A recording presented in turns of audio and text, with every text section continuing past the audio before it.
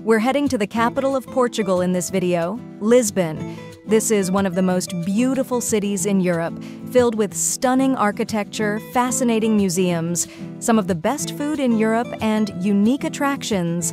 I'd recommend staying here for around 3 days, and during this time, you absolutely need to check out the top hotels, restaurants, and attractions that I'll be showing you in this video. I always get asked how I plan out my trips, so I've actually linked what I think is one of the best websites out there for getting deals on hotels, activities, attractions, rental cars, travel packages, and much more. This is what I've been using on my trips, and trust me, it's saved me a bunch of time and hassle, so I'd highly recommend it. Now let's get into it.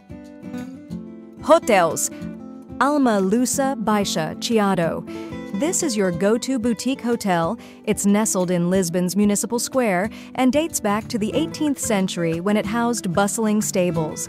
The theme here is rustic vibes with stone walls, distressed wood, and Moroccan-style cushions.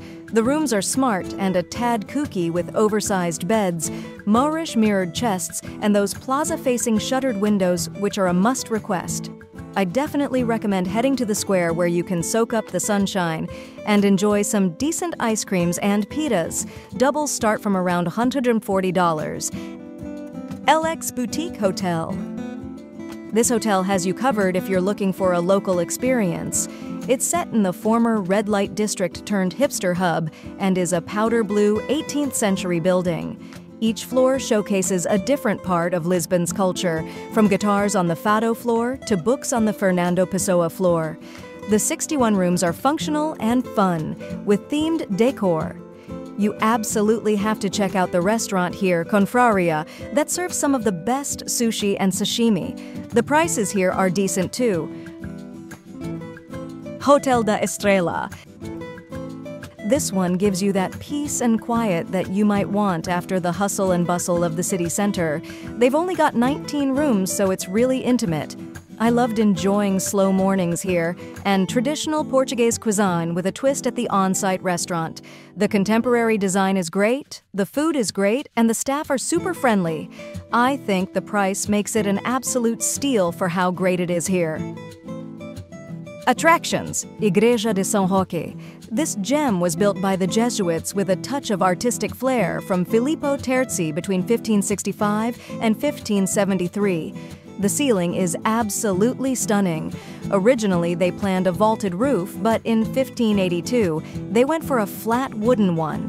Who knew sturdy timber from Prussia could look so fancy with rich paintings? The side chapel, dedicated to St. John the Baptist, is the best part in my opinion, with lavish ivory, gold, and lapis lazuli, shouting out Portugal's colonial glory.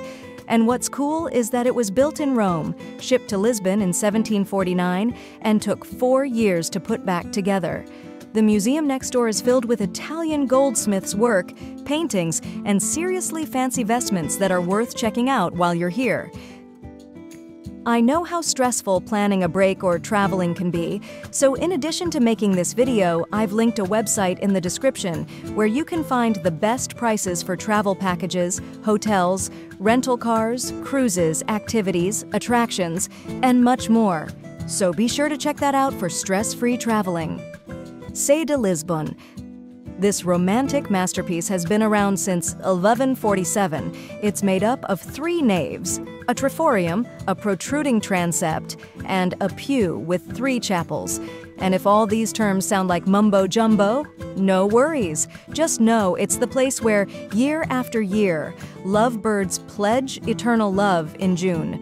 But if you're into history, you can learn more about how this cathedral transformed over the years.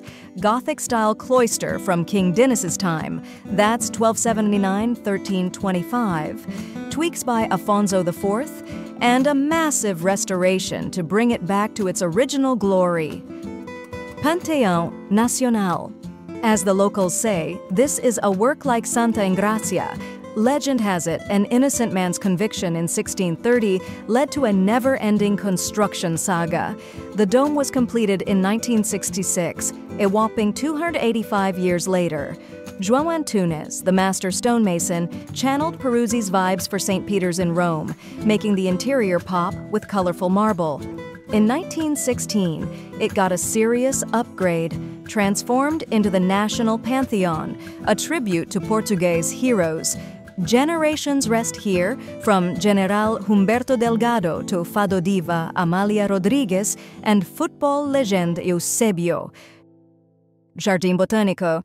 If you're someone like me who just enjoys moments of peace and connecting with nature on your trips, then you need to check out Lisbon's secret 10-acre garden in Príncipe Real. Established between 1858 and 1873, it's filled with greenery and subtropical vegetation. They've got 18,000 species of plants, all neatly labeled for you to learn about. It's the perfect spot to just relax and connect with nature in the heart of the city. Calouste Gulbenkian Museum. This museum is like a time capsule from 2000 BC to the 20th century. You can see Egyptian scarabs, Greco-Roman bling, and 9th century BC Assyrian bas-relief. The Islamic and Oriental art rooms blew my mind with treasures from Persia, Turkey, Syria, India, China, and Japan.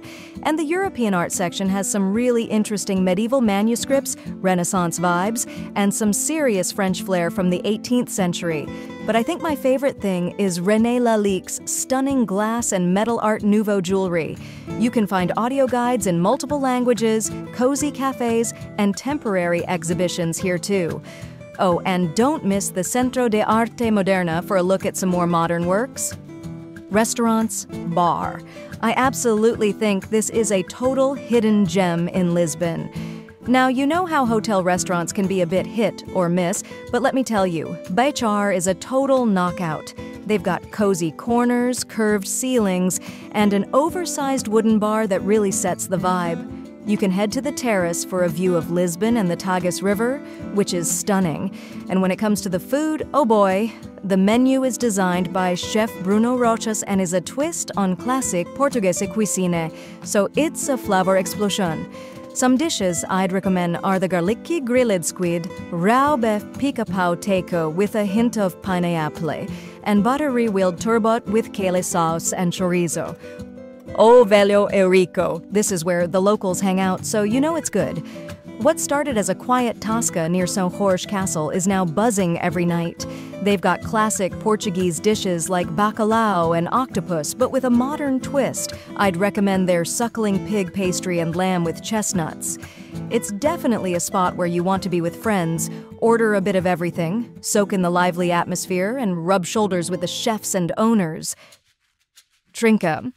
This is another hidden gem that I was so happy to find. They serve small modern plates here with a fusion of South American, Japanese, and Portuguese flavors. I'd recommend the prawn ceviche, birria tacos, and katsu sandos. The wine is incredible and the staff are super friendly. I'd say it's a great night with friends here. Lisbon is such a lively city, and after checking out some of the places I talked about in this video, I hope you have as great a time as I did here. If you found this video helpful or just enjoyed it, be sure to like, comment, and subscribe, and I'll see you again next time.